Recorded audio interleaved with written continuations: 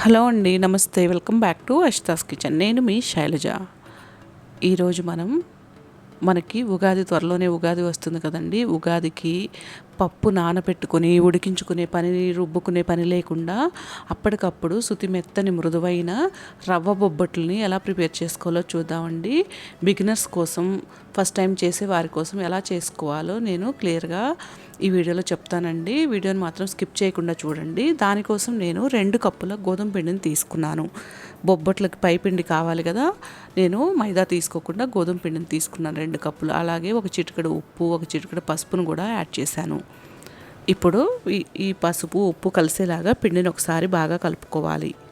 కొంచెం కొంచెంగా వాటర్ని యాడ్ చేసుకుంటూ ఈ గోధుమ పిండిని మనం బాగా సాఫ్ట్గా కలుపుకోవాలండి. ఒకటేసారి ఎక్కువ నీళ్ళు వేస్తే మరీ పిండి లూజ్ అయిపోతుంది. అందుకని కొంచెం కొంచెం యాడ్ చేసుకుంటూ మనం చపాతీలకి చేసుకుంటాం కదా పిండి, అలా అంతకంటే ఇంకొంచెం సాఫ్ట్గా ఉండేలాగా మనం ఈ విధంగా గోధుమ పిండిని కలుపుకోవాలి.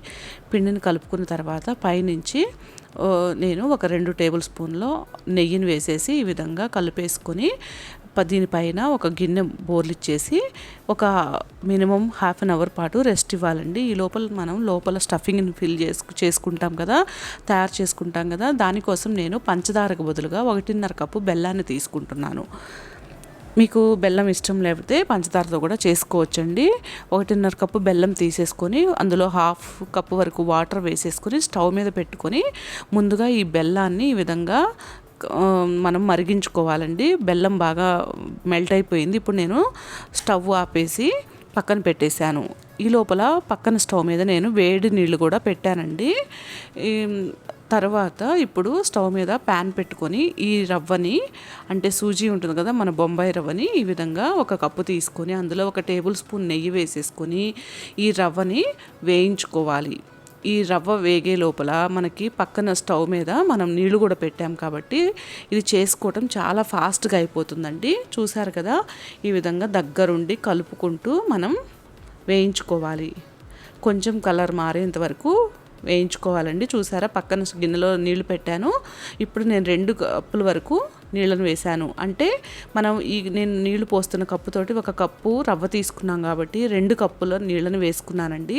2 కప్పులు ఎలా సరిపోతాయి, గట్టిగా అయిపోతుంది కదా మన కేసరి లోపల పెట్టే స్టఫింగ్ అనుకుంటున్నారా? ఎందుకంటే మనం బెల్లాన్ని మెల్ట్ చేసి తీసుకుంటున్నాం కదండి, అందుకని ఆ బెల్లం సిరప్ కూడా ఇంకొక కప్పు వచ్చేస్తుంది. మనం 1.5 కప్పు బెల్లానికి హాఫ్ కప్పు వాటర్ వేసాం కాబట్టి ఆ బెల్లం అనేది మెల్ట్ అయిన తర్వాత ఆ సిరప్ని యాడ్ చేస్తాం కాబట్టి నేను 2 కప్పులు తీసుకున్నాను. ఇప్పుడు ఇందులో ఒక చిటికెడు ఉప్పు, ఒక హాఫ్ టీ స్పూన్ వరకు యాలకుల పొడిని వేసుకొని ఇవి కలిసేలాగా బాగా కలుపుకోవాలి. ఇప్పుడు చూస్తున్నారా, గట్టిగా ఉందనుకుంటున్నారా? ఇప్పుడు మనం బెల్లం సిరప్ వేసుకుంటున్నాము. అదే పంచదారతో చేసామంటే ఖచ్చితంగా మనం 3 వాటర్ వేసుకోవాలండి. బెల్లంతో చేస్తున్నాం కాబట్టి ఈ బెల్లం సిరప్లో వాటర్ సరిపోతుంది. అందుకనేసి 2 నీళ్లు తీసుకొని మిగతాది నేను ఈ బెల్లం సిరప్ని యాడ్ చేశాను. ఇప్పుడు దీన్ని ఇట్లా ఉండలు లేకుండా బాగా కలుపుకుంటూ ఈ విధంగా దగ్గరగా అయ్యేంత వరకు ఉడికించుకోవాలండి. చూస్తున్నారు కదా ఎంత చక్కగా దగ్గరగా ఉడికిపోయిందో. ఎక్కడ ఉండలు లేకుండా బాగా కలుపుకుంటూ ఉడికించుకోవాలి. తర్వాత ఇందులో ఒక 2 టేబుల్ స్పూన్ల వరకు నేను నెయ్యిని కూడా యాడ్ చేశాను.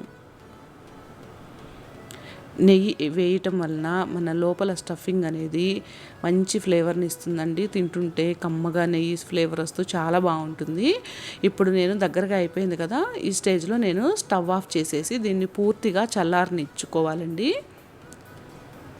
ఇదిగోండి, పూర్తిగా మన లోపల రవ్వ కేసరి అనేది పూర్తిగా చల్లారిపోయింది. ఇప్పుడు మనం చేతికి నెయ్యిని అప్లై చేసుకొని ఈ విధంగా మనకి ఇష్టం వచ్చిన సైజుల్లో ఈ రౌండ్గా బాల్స్ని చేసేసుకొని పక్కన పెట్టేసుకోవాలి. పూర్ణం లోపల అంటే మనం పూర్ణం ఉంటుంది కదా, ఈ రవ్వ పూర్ణాన్ని బొబ్బట్లో పెట్టడానికి మనం ముందుగానే ఈ విధంగా రౌండ్ బాల్స్ అన్నీ ప్రిపేర్ చేసి పెట్టుకున్నాం అనుకోండి, మనకి మధ్య మధ్యలో గోధుమ పిండి తీసుకొని స్టఫింగ్ చేయడానికి చేతులకు అంటుకోకుండా ఉంటుందండి ఈ రవ్వ అనేది. చూస్తున్నారా, ముందుగా నానబెట్టి పెట్టుకున్నాం కదా హాఫ్ అన్ అవర్ ముందు. మీకు టైం ఉంటే 1 అవర్ కూడా నానబెట్టుకుంటే ఇంకా సాఫ్ట్గా వస్తాయండి. నేను ఒక హాఫ్ అన్ అవర్ పాటు నానబెట్టాను, అయినా కూడా చాలా సాఫ్ట్గా వచ్చినాయి మన బొబ్బట్లు, రవ్వ బొబ్బట్లు. చూస్తున్నారు కదా, గోధుమ పిండిని ఈ విధంగా రౌండ్ బాల్స్ లాగా చేసేసుకొని పక్కన పెట్టేసుకోవాలండి అన్నింటినీ.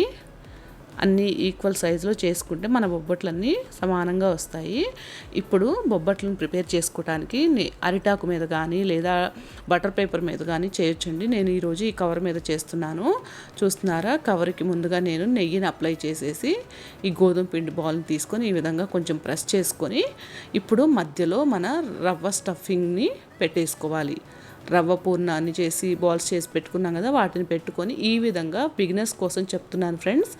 ఇవి రామేమో అని కంగారు పడద్దు. ఈ విధంగా ఈజీగా మనము దీన్ని స్టఫింగ్ చేసుకొని పైన ఉన్న ఎక్స్ట్రా పిండిని తీసేసుకోవాలి.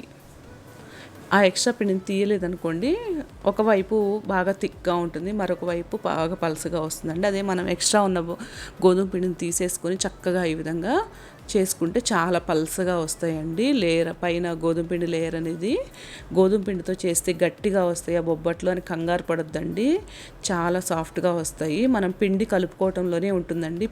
గోధుమ పిండిని బాగా మర్దన చేసుకుంటూ మనం 15 మినిట్స్ పాటు మర్దన చేసుకుంటూ కలుపుకున్నామంటే పిండి నానిన తర్వాత చాలా సాఫ్ట్గా ఉంటుంది. చూస్తున్నారా, పైనుంచి ఇంకొక కవర్ని కూడా నేను ఈ విధంగా క్లోజ్ చేసేసి మనము ఈ విధంగా మన వేళ్ళతోటి ఈ విధంగా స్ప్రెడ్ చేసుకుంటే త్వరగా అయిపోతాయండి. ఈ బొబ్బట్లు చేయటం అనేది చాలా ఫాస్ట్గా అయిపోతుంది. ఈ విధంగా నేను వీడియోలో చూపించిన విధంగా చేస్తే అసలు మనకి చేసామా అన్నట్లే అనిపించదండి. అంత ఈజీగా చేసుకోవచ్చు. ఈ మెథడ్లో చేసుకుంటే ఎన్ని బొబ్బట్లైనా మనం ఇంత ఫాస్ట్గా చేసుకున్నామా అనిపిస్తుందండి. ఎంత చక్కగా వచ్చిందో చూసారు కదా.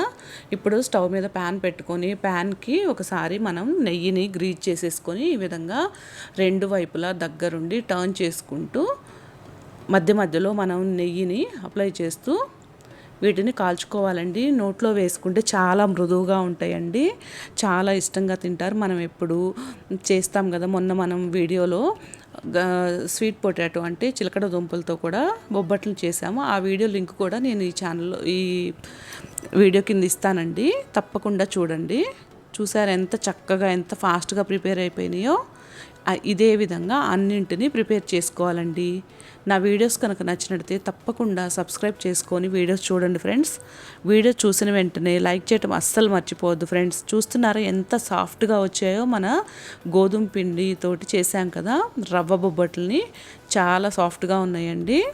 చూస్తుంటేనే టెంప్టింగ్గా ఉన్నాయి కదా. ఈ ఉగాదికి మీరు కూడా శనగపప్పుతో కాకుండా ఇలా రవ్వతో చేసి చూడండి ఫ్రెండ్స్. ఫస్ట్ టైం చేసే వాళ్ళకు కూడా చాలా ఈజీగా అనిపిస్తుంది. ఎంత ఫాస్ట్గానో చేసుకోవచ్చండి. ఈ కవర్తో మనం ఈ విధంగా ప్రెస్ చేసుకుంటూ చేసుకున్నామంటే చూడండి. నేను ఇప్పుడు మళ్ళీ ఇంకొకటి ఫోల్డ్ చేసి చూపిస్తున్నాను. చూడండి, లోపల స్టఫింగ్ కూడా చక్కగా స్ప్రెడ్ అయిపోతుందండి. వేళ్లతో తట్టే పని లేకుండా కవర్ మీద పెట్టుకొని పైనుంచి ఇంకొక కవర్ పెట్టేసి ఇలా ఈ విధంగా స్ప్రెడ్ చేసుకొని చేసుకోవచ్చు friends. Thank you for watching.